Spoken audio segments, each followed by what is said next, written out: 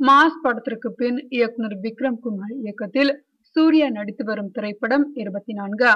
இந்த படத்தில் சூர்யாவின் ஜோடியாக சமந்தா மற்றும் நித்யா மேனன் இருவரும் நடித்துக் கொண்டிருக்கின்றனர். விக்ரம் குமார் ஏற்கனவே தெலுங்கில் எடுத்த மனம் படத்தில் நாகார்ஜுனா, அவரது தந்தை நாகேஸ்வர ராவ் மற்றும் அவருடைய மகன் ஆகிய மூவரும் நடித்திருந்தனர். அந்த படம் போலவே இந்த படத்தில் தாத்தா, தந்தை, மகன் ஆகிய 3 வேடங்களில் சூர்யா நடிக்கிறார் என்று சொல்லப்பட்டது. படத்தில் அவர் 3 வேடங்களில் நடிப்பது உண்மை. ஆனால் தாத்தா, அப்பா, மகன் என்ற வரிசையில் இல்லை. மாறாக அண்ணன், தம்பி என்ற 2 வேடங்களிலும் அண்ணனின் மகனாகவும் ஆக மொத்தம் 3 வேடங்களில் சூர்யா நடிக்க இருக்கிறாராம்.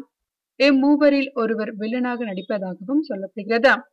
அப்படியானால் படத்தில் நாயகனும் அவர்தான், வில்லனும் அவர்தான் என்று சொல்கிறார்கள்.